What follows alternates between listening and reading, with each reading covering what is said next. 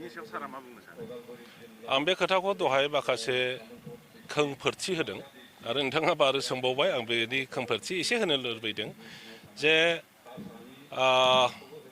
बिटिसिखौ थैजों अरजों दाजानाय बिटिसिनि उनाव बिटिआर जाबाय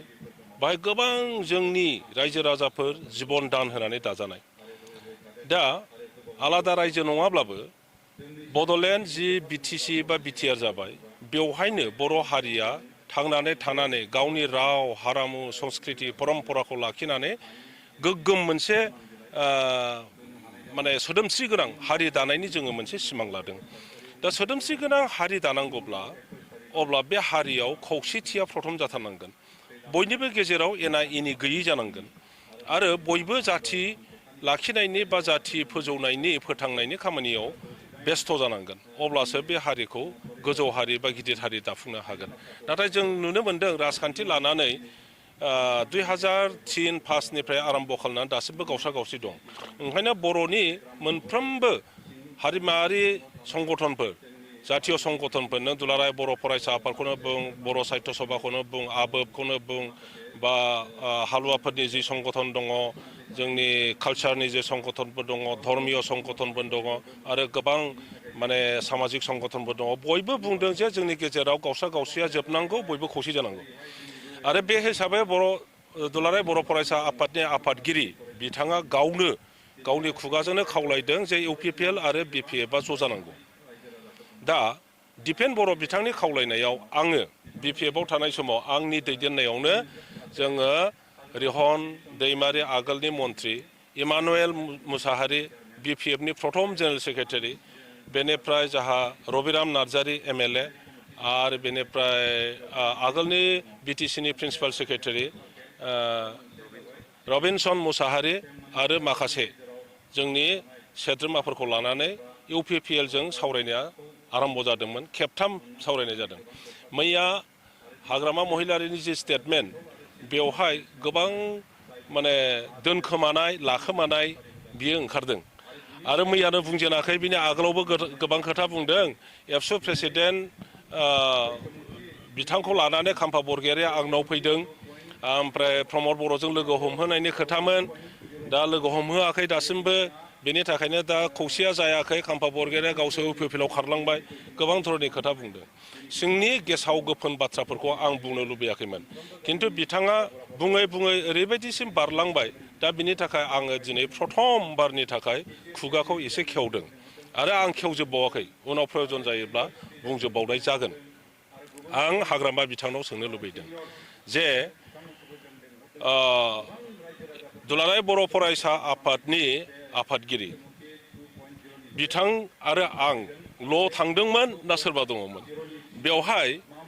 हाग्रामा महिलारिया खालि एबसु प्रेसिडेन्ट आरो आंनि नामखौल' मानो लायो बिपिएफनि लेङाइ आफादगिरि एमएलए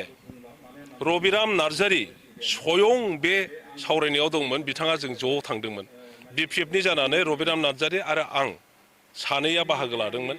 दुलाराय बर' फरायसा आफादा प्रेसिडेन्ट आरो सेक्रेटारि बाहागो लादोंमोन आरो खोथा बाथ्राफोरखौ जाहा रबिराम नार्जारियानो 80% खोथाखौ बिथाङानो बुंदोंमोन दा मा खारनाव रबिराम नार्जारिनि नामखौ लाबोआखै हाग्रामाया बिनि ओंथियानो जाहैबाय बिथाङा गोबां खोथाखौ दोनखोमानानै दं रायजो राजानो मिन्थिहोनो लुबैयाखै मानो गावनो दाय मैया बियो मोनसे खोथा बुंदों जार्नेलिस्टआ सोंनायाव जे मोननैजों ज' जायोब्ला सिबा सोर जागोन बिथाङा बुंदों बिटिसिब्ला आं जागोन बिटिआरब्ला प्रमद बर' जागोन गावसिब जानो लुबैबाय बिटिसिनि दिनै बिटिसिआनो बिटिआर जादों खिन्थु बिटिआरआ दिनै देरसिनदों फास नैदैनिफ्राय सानजाहा सनितपुर जिल्ला आरो बिश्वनाथ सारियालि लखिमपुरसिम लखिमपुर मा होनो गहपुरसिम बर' रायजोआ दिनै बांलांबाय बै ओनसोलनि बर'फ्राबो दिनै बिटिसिनि बाहागो जाबाय आरो फैगौ इलेक्सनाव बिथांमोनहाबो भट होनानै गावनि दैदेनगिरिफोरखौ बासिगोन दा बिटिसि होननानै बुङोब्ला हाग्रामाया जिनि सिफ जानो नागिरदों अब्ला फास दैसिमल' होमबा बे सनितपुरनि बर'फोरखौ बिश्वनाथनि बर'फोरखौ गहपुरनि बर'फोरखौ हाग्रामानो नांथारमारला नामा मा खोथा जाखो बियो जे बिटिआरब्ला उमुक जागोन थारमाने बिटिआरानो दंखायो बिटिआरानोखा आरो प्रमद बर'आनो सिफ जाखागोन बे खोथाखौ बिथाङा गावनि खुगाजोंनो फुरा बुंसारनानै होनाय जाबाय गतिके आं रायजो राजाफोरनिसिम बेखौल' खावलायदों हाग्रामा महिलारिनि बुंलाबायनाय खोथायाव नोंथांमोनहा बिसास खालामनो नाङा बै रायलायनायाव आंजों एबसु प्रेसिडेन्ट बिथांजोंल' जों थाङाखै जोंजों लोगोसे रबिराम नार्जारिबो दंमोन बहुद जायगायाव बिथाङा बुंबाय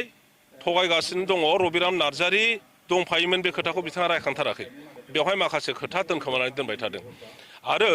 बे खौसे जानायनि रायज्लायनाया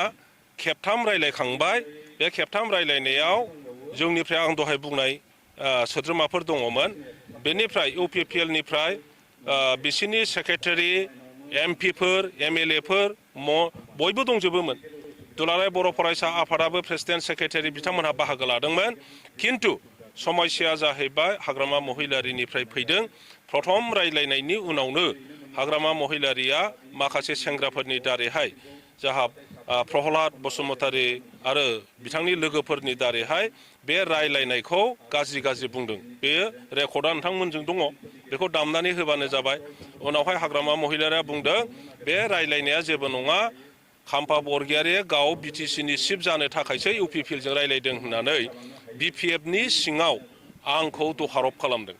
आरो जाय खोथाफ्रा देरलाङै आङो थाङै थुङै बिटिसिनि भबिसर दाफुंनांगौब्ला जोंनि हारिखौ खौसे लाबोनांगौब्ला आरो बे हारिखौ फोजौनांगौब्ला अब्ला बिपिएफ आरो हाग्रामानि दारै जाला होननानै आङो इउपिपिएल दोलोआव फैदों आरो बे खोथाखौ बयबो बिपिएफनि सेनियर नेताफ्रा मिन्थिजोबगौ नोङो रबिराम नार्जारिया मिन्थिगौ नोङो रिहन दैमारिया मिन्थिगौ इमानुएल मुसाहारि गासिबो मिन्थिजोबगौ बे खोथाखौ डिस्ट्रिक्टनि दैदेनगिरिफ्राबो मिन्थिजोबगौ किन्तु बिथाङा बेफोर खोथाफोरखौ लाखोमानानै रायजोफोरनि सायाव सिगाङाव गुबुन खोथा बुंगासिनो दङ बिनि सायाव बिसास खालामनो नाङा रायजोफोरखौ आं खावलायबाय आं दहायनो बुंखाबाय जे दस्राया नङा इउपिपिएलनि दैदेनगिरिफ्रा बिसोरो जाहैबाय सिन्ताधाराया फ्लेक्सिबोल गावनि सार्थखौ पार्टिनि सार्थखौ खौसेनि सार्थआव एसेब्लाबो कमप्रमाइज खालामनो हायो नाथाय हाग्रामाया बेफोरखौ खालामनो हाया बियो खालामनो नागिराखै आरो प्रब्लेमा हाग्रामा महिलारियानो गोसो गोथारै जुदि खौसेथिखौ लुबैमारोब्ला अब्ला हाग्रामाया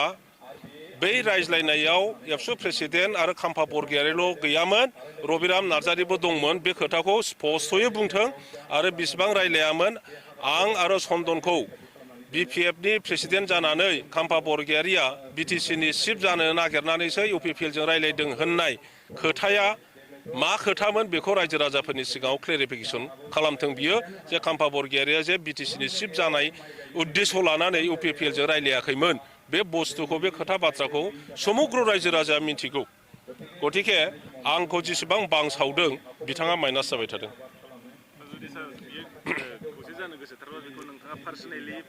आं खावलायो दाबो जे बर' रायजो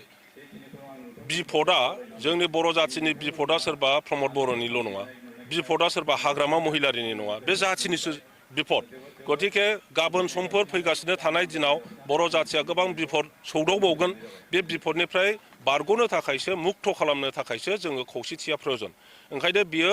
प्रमद बर'निल' सम्पति नङा बियो हाग्रामा महिलारिनि सम्पति नङा ओंखायनो जाथिनि सार्थआव हाग्रामा महिलारिया गाव मोजां गोसो लानानै आगोलबोथों गावनि सार्थफोरखौ एसे एनै कमप्रमाइज खालामलायथों नागारलायथों प्रमद बर'आबो नागारगोन इउपिपिएलआ जेब्लाबो नागारनो थियारि जादों बे खोथाखौ आगोलावबो बिथांमोना फोरमायखादों ओंखायनो आं हाग्रामा महिलारि बिथांखौ खावलायो जे मोजां गोसो लानानै आगोलबो आरो जाथिनि सार्थनि थाखाय खौसे जानायनि बेलायाव असम्भबनाय जेबो गैया जिकुनु मुहुर्तआव खौसे जानो हानायनि परिस्थिति जों बानायनांगौ